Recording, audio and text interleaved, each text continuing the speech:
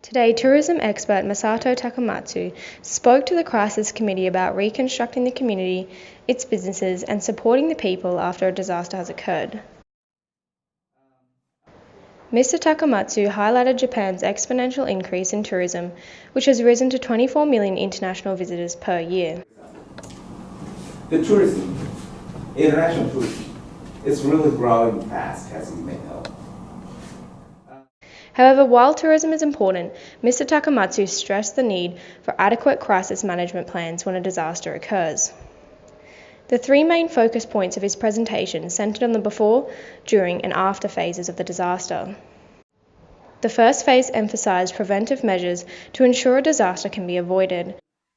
The second phase focused on managing the crisis as it unfolds, and the third phase was the reconstruction of tourism. The third phase included rescuing and supporting people who were affected, initiating financial plans for redevelopment, and maintaining marketing campaigns to encourage tourists to come back. Mr. Takamatsu also stressed that although financial aid for disasters would be beneficial, it also wasn't entirely necessary as voluntary aid could be applied for. Well, at least you can ask for non-financing assistance. Volunteers. Yep. To encourage business reconstruction, Mr. Takamatsu suggested travel agencies spreading the message that the area is safe once it has been reconstructed, and also utilizing this method through social media. Right, through media and also through the social media. Yep. Or through travel trade, such as tour operators and travel agencies.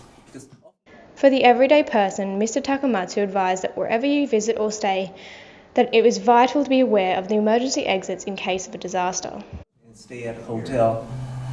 Try to identify the evacuation. Currently in the Crisis Committee, 2 disasters have occurred. Yesterday was a tsunami off the coast of Mexico, and today a terror attack has hit Istanbul. A terrorist attack that is unfolding in Istanbul.